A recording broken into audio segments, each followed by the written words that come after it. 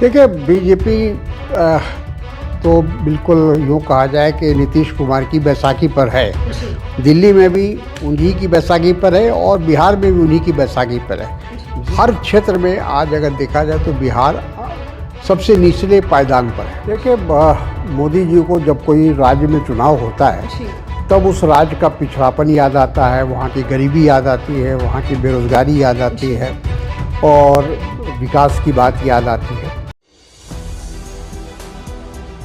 नमस्कार, आप देख रहे हैं 4 PM में आपके साथ नफीसा खान। बिहार के अंदर विधानसभा चुनाव इस साल के अंत में होने हैं, लेकिन उससे पहले ही सियासी सुगबुगाहट तेज हो चुकी है। नेताओं की बयानबाजी से माहौल और ज्यादा गर्मा चुका है।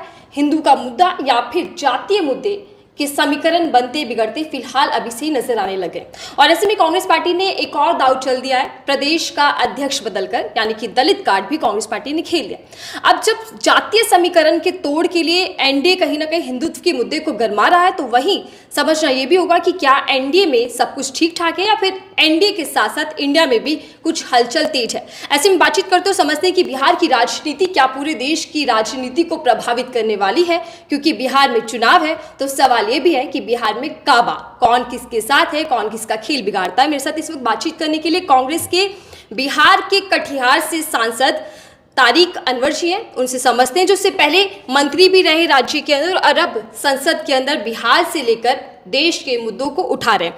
बहुत बहुत स्वागत है सर आपका। धन्यवाद। 4 PM पर पहली बार जुड़े हैं, लेकिन सियासत में आप पुराने हैं और बिहार की सियासत में तो आपने लगभग सब कुछ देखा है, बारीकी से समझ रहे हैं, लेकिन हालात कुछ बदले हुए दिखाई दे रहे हैं। शुरुआत इससे करते हैं सर कि बिहार के अंदर धर्म, जाति और नेताओं की जो जुबानी जंग है, इससे क्या समझा जाए कि बिहार का चुनाव शुरू हो चुका है? तो देखिए तैयारी तो सभी पार्टियां कर रही हैं और अब मुश्किल से 8 महीना चुनाव में बचा है और इस 8 महीने में तैयारी करनी है और मैदान में सब लोग को उतरना है।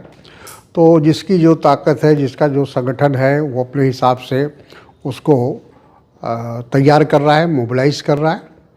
तो हमारी पार्टी कांग्रेस पार्टी भी जो है उस काम में लगी है और अभी जो आपने कहा कि हमारे यहाँ नए अध्यक्ष बनाए गए हैं, वो भी उसी कड़ी से जुड़ा हुआ है और मैं समझता हूँ कि आने वाला जो चुनाव है वो तो चुनौतीपूर्ण है, इससे कोई इनकार नहीं कर सकता, लेकिन हम लोग बहुत आशावादी हैं और हम लोग ये समझते हैं कि इस बार, क्योंकि पिछली बार थोड़ी कसर रह गई थी और इस बार हम लोगों की कोशिश रहेगी कि वो कमी ना रहे और वहाँ इंडिया गठबंधन की सरकार बने। जी सर, बिहार के चुनाव पर पूरे देश की निगाहें रहती हैं और ऐसे में सवाल इंडिया अलायंस को लेकर है। आपने प्रदेश अध्यक्ष बदला और दलित कार्ड एक तरीके से चल दिया। क्या कांग्रेस पार्टी के इस गणित से एनडीए का खेल बिगड़ने वाला, उनका समीकरण बदलने वाला है? नहीं, ऐसा कुछ नहीं है। देखिए कार्ड कुछ ऐसा जानबूझ के किया गया ऐसी बात नहीं है, लेकिन क्योंकि कांग्रेस पार्टी सभी को लेकर चलने में विश्वास करती है। हर धर्म, हर जाति, हर बिरादरी को हम हमेशा मौका देते हैं, बारी बारी से सबको अवसर मिलता है। अभी कल तक हमारे जो प्रदेश अध्यक्ष थे वो उच्च जाति से उनका संबंध था और वो राज्यसभा के मेंबर हैं, बहुत वरिष्ठ थे। तो अब जब हम चुनाव के मैदान में उतर रहे हैं तो एक जो रणनीति होती है, उस रणनीति के तहत हम लोगों ने राजेश राम जी को अध्यक्ष बनाया है, हाईकमान ने बनाया है और उम्मीद है कि उनके बनने से समाज के जो कमज़ोर वर्ग के लोग हैं उनको संगठित करने में मदद मिलेगी। बिल्कुल, आपके इस कदम से कांग्रेस बिहार में मजबूत होगी, लेकिन क्या एनडीए की मुश्किलें आपने बढ़ा दी? खासकर पीएम मोदी और बीजेपी जिस तरीके के दावे करती है, जिस तरीके के सबके साथ सबके विकास के नारे को गढ़ने की कोशिश करती है, तो दलित कार्ड से बीजेपी की टेंशन बढ़ गई। देखिए बीजेपी तो बिल्कुल यूँ कहा जाए कि नीतीश कुमार की बैसाखी पर है। दिल्ली में भी उन्हीं की बैसाखी पर है और बिहार में भी उन्हीं की बैसाखी पर है। जिस दिन वो बैसाखी हटा ली जाएगी तो उस दिन भारतीय जनता पार्टी का भविष्य अंधकार में हो जाएगा। तो मैं समझता हूँ कि आने वाले समय में भारतीय जनता पार्टी को तो चुनौती है ही है। भारतीय जनता पार्टी आज से नहीं, पिछले 40 साल से उनका प्रयास है कि उनके नेतृत्व में, भारतीय जनता पार्टी के नेतृत्व में मुख्यमंत्री बनाया जाए या मुख्यमंत्री उनका बने, लेकिन उनका ये सपना अभी तक साकार नहीं हुआ है और हमेशा उनको किसी न किसी का सहारा लेने की ज़रूरत पड़ जाती है। लेकिन इस सहारे के दौरान ही सर पीएम मोदी नीतीश कुमार को लाडले मुख्यमंत्री कहते हैं। अब वो लाडले हैं या फिर मजबूरी बन चुके हैं बीजेपी के लिए? देखिए, लाडले मेरा इसलिए उन्होंने कहा कि कमज़ोर मुख्यमंत्री है और उनको तब तक उनको मुख्यमंत्री बनाए रखा जाएगा भारतीय जनता पार्टी की ओर से या नरेंद्र मोदी जी की ओर से, तब जब तक उनका मकसद पूरा नहीं हो जाता है। वो भी जानते हैं, मोदी जी भी अच्छी तरह जानते हैं कि अगर नीतीश कुमार उनके गठबंधन से बाहर हो जाएंगे तो बिहार में उनका अस्तित्व बचाना मुश्किल हो जाएगा। जी सर, बिहार के अंदर जिस तरीके से हम देख रहे हैं कि एनडीए के नेताओं की बयानबाजी अलग अलग आ रहे हैं। बीजेपी के नेता जैसे कहते हैं कि हम अपनी दम पर, अपने बल पर सरकार चाहते हैं बिहार में, तो क्या ये माना जाए कि नीतीश कुमार की कंडीशन, उनके हालात भी बिल्कुल महाराष्ट्र जैसे हो जाएंगे जैसे एकनाथ शिंदे जी के हो गए? कोशिश तो भारतीय जनता पार्टी करेगी, हमेशा करती आई है। देखिए, भारतीय जनता पार्टी या नरेंद्र मोदी की जो पॉलिसी है, जो उनकी नीति है, वो लोगों को इस्तेमाल करने की है, चाहे वो पॉलिटिकल पार्टी हो या व्यक्ति हो। तो जब जिसकी ज़रूरत होती है उसको इस्तेमाल कर लेते हैं, फिर उसको दूध की बग्गी की तरह बाहर कर देते हैं। तो वहाँ अभी जैसे महाराष्ट्र में हुआ, हो सकता है कि वो फार्मूला बिहार में भी इस्तेमाल करने की कोशिश करेगी। लेकिन बिहार में बीजेपी के तमाम नेता जाते हैं, अमित शाह जी जाते हैं तो वो कहते हैं कि उत्तर प्रदेश में राम मंदिर बन चुका है, बिहार की बारी है जहाँ पे माँ सीताराम का मंदिर बनवाना है, वो जो कि बीजेपी ही संभव कर सकती है।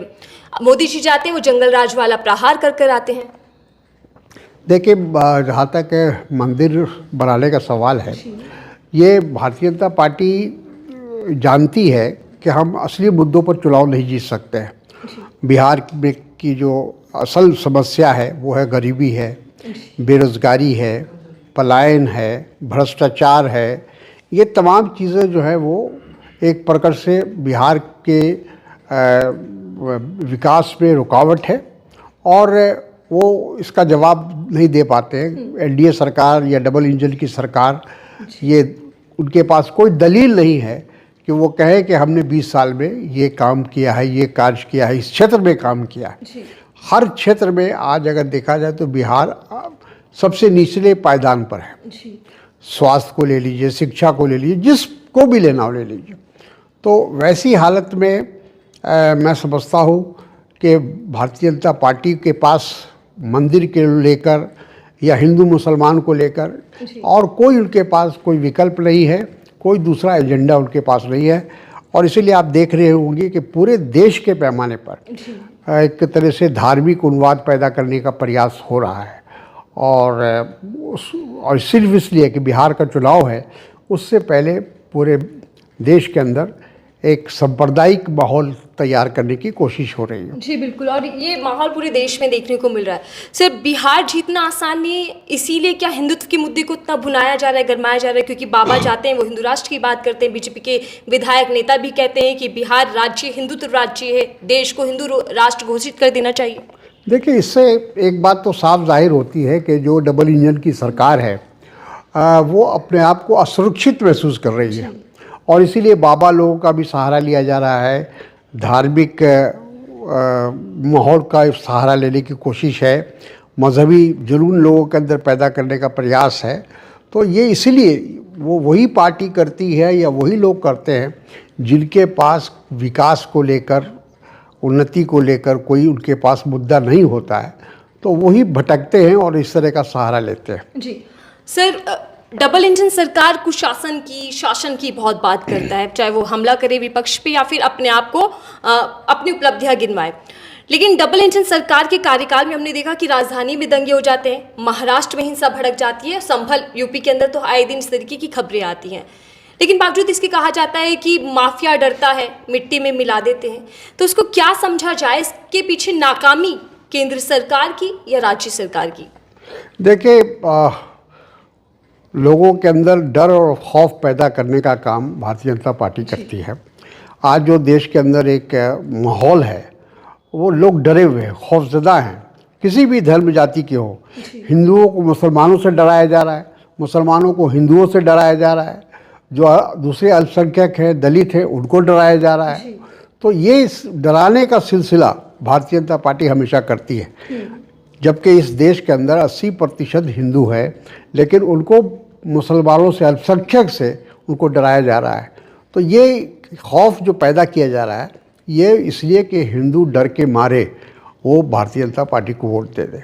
सर, आप बिहार की राजनीति से आते हैं और महाराष्ट्र की राजनीति में औरंगजेब का मुद्दा काफ़ी गरमाया, हिंसा भी भड़की, लेकिन इस पूरे विवाद को लेकर संघ और एनडीए के जो सहयोगी हैं वो बीजेपी को बार बार चेता रहे हैं, नसीहत दे रहे हैं, लेकिन बावजूद इसके बीजेपी के नेताओं के जो भड़काऊ बयान है, ये बयानबाजी थम नहीं रही।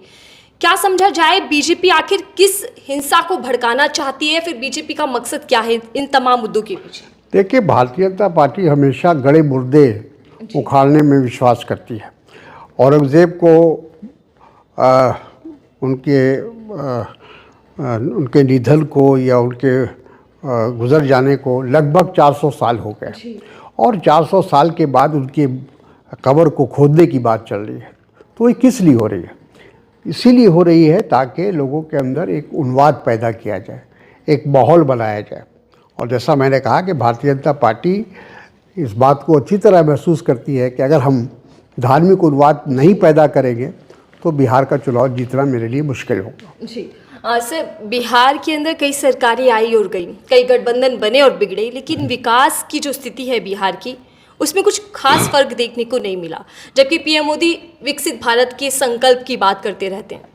देखिए, मोदी जी को जब कोई राज्य में चुनाव होता है तब उस राज्य का पिछड़ापन याद आता है, वहाँ की गरीबी याद आती है, वहाँ की बेरोज़गारी याद आती है और विकास की बात याद आती है। तो जब बिहार का चुनाव आ रहा है तो बिहार की सारी बात उनको याद आ रही है।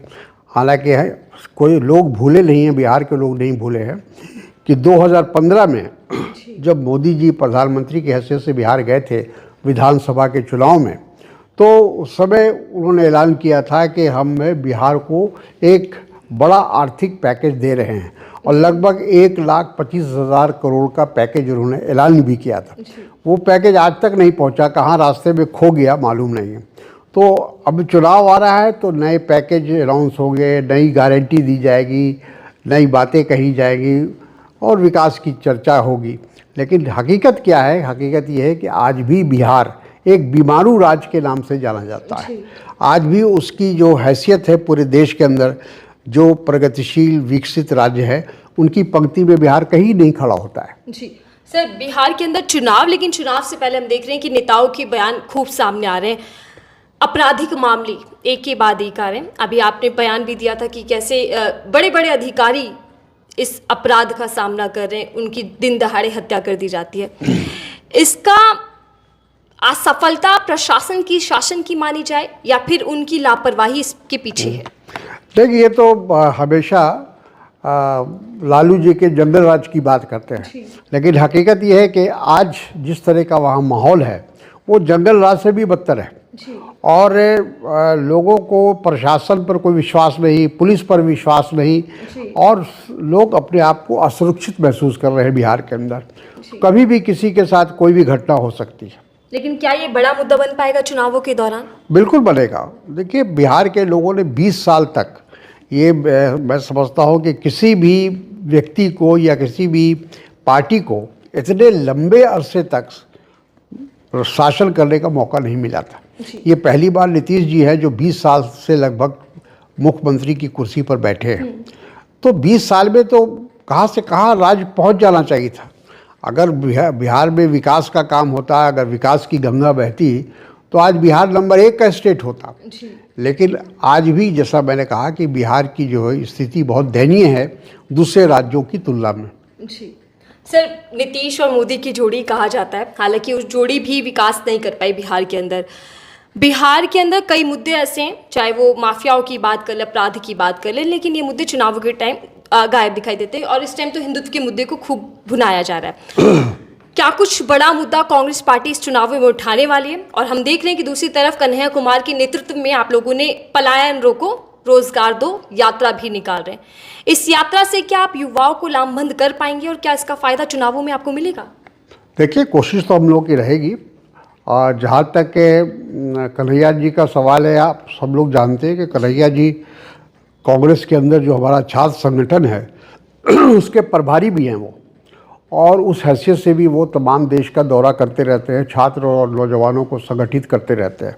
अभी उनको बिहार में काम करने का मौका मिला है, या बिहार में वो केंद्रित अपने आप को कर रहे हैं, क्योंकि बिहार का चुनाव है, हर पार्टी कर रही है तो हमारी पार्टी भी कर रही है, तो उनके दौरे से यकीनन फ़र्क पड़ेगा, तब्दीली आएगी, नौजवानों में एक नई चेतना आने आएगी, ऐसा मैं समझता हूँ। लेकिन सर, कांग्रेस के जो एक के बाद एक बड़े कदम देखने को मिल रहे हैं बिहार के अंदर, उससे आरजेडी की मुश्किलें नहीं बढ़ रही? क्या आप पे इंडिया अलायंस में एक फूट पड़ती दिखाई देगी इस पूरे फैसले से? बिल्कुल नहीं है। आरजेडी अपने उनका संगठन है, उनकी अलग पार्टी है, और वो अपनी पार्टी को मजबूत करने में लगे हैं। उनके जो नेता है, चाहे वो तेजस्वी यादव हो या और कोई हो, वो पूरे बिहार का दौरा कर रहे हैं और अपने संगठन को मजबूत कर रहे हैं।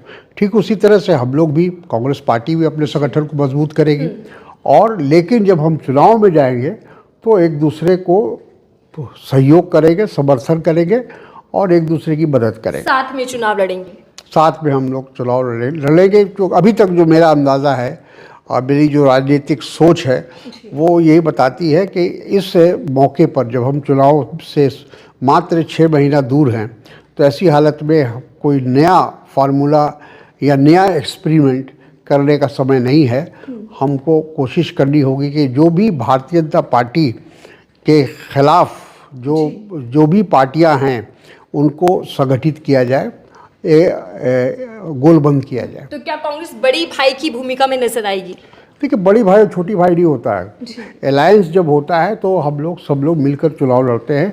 एक कोऑर्डिनेशन कमेटी बनेगी और उस कोऑर्डिनेशन कमेटी में जो भी फैसला होगा वो सभी पार्टी पर लागू होगा। सर, इंडिया अलायंस के मुद्दे एक जैसे हैं, लेकिन एनडीए में फूट नजर आ रही है। चेहरे को लेकर लड़ाई भी है कि नीतीश कुमार फिर से चेहरा बनेंगे या फिर इस बार बीजेपी को खेला कर देगी। क्या इस फूट का खामियाजा एनडीए को चुनाव में भुगतना पड़ेगा? आपकी क्या गणित है? देखिए, उनके अंदर क्या होगा क्या नहीं होगा ये तो अभी नहीं कहा जा सकता। यकीनन ये बात सही है कि नीतीश कुमार को लेकर एनडीए के अंदर एक पूर्ण विचार, एक रीथिंकिंग जिसको कहते हैं, वो हो रहा है। और ऐसा लोग मान रहे हैं एनडीए के अंदर कि नीतीश जी की सेहत भी अच्छी नहीं है, उनका स्वास्थ्य ठीक नहीं है, और वो आगे 5 साल मुख्यमंत्री के पद पर चल पाएंगे कि नहीं चल पाएंगे ये कहना मुश्किल है। उन तमाम परिस्थितियों को देखते हुए और साथ ही साथ जो भारतीय जनता पार्टी की जो एक क्या कहते हैं उसको, महत्वाकांक्षा वो है, वो चाहते हैं कि हमारी सरकार बने, हमारे नेतृत्व में सरकार बने, तो वो कोशिश करेंगे। लेकिन हमको नहीं लगता है कि बिहार की जो राजनीतिक परिस्थिति आज है उसमें भारतीय जनता पार्टी अकेले अपने दम पर कुछ कर सकती है। मोदी जी का चेहरा वहाँ नहीं चलने वाला? बिल्कुल नहीं। देखो, 2015 में नहीं चला, 2014 में प्रधानमंत्री बने थे नरेंद्र मोदी जी, और 2015 में जब वहाँ विधानसभा का चुनाव हुआ तो बिहार से चुनाव हार गए थे वो। तो बिहार एक बहुत राजनीतिक सूझबूझ वाला स्टेट है। जाति समीकरण से ही सिर्फ काम नहीं चलेगा, क्योंकि वहाँ बहुत सारे मूवमेंट हुए हैं। गांधी जी का मूवमेंट हुआ है चंपारण में, फिर जेपी मूवमेंट वहाँ हुआ है, ऐसे कई मूवमेंट हुए हैं वहाँ छात्र नौजवानों का। तो लोग राजनीतिक सूझबूझ जितनी बिहार के अंदर है, हमको लगता है कि बहुत कम राज्यों में होगा। जी सर, फर्जी वोटर लिस्ट का मुद्दा राहुल गांधी ने संसद में भी उठाया, और इसको लेकर विपक्ष में ये डर भी है कहीं ना कहीं कि बिहार चुनाव से पहले इस तरीके का खेला प्रशासन शासन मिलकर ना कर दे। क्या आपको डर है, या वाकई आपको लगता है कि फर्जी वोटर लिस्ट बिहार के लिए भी तैयार की जा रही है? बिल्कुल। देखिए, भारतीय जनता पार्टी का ऐसा है कि उनका विश्वास लोकतंत्र में नहीं है।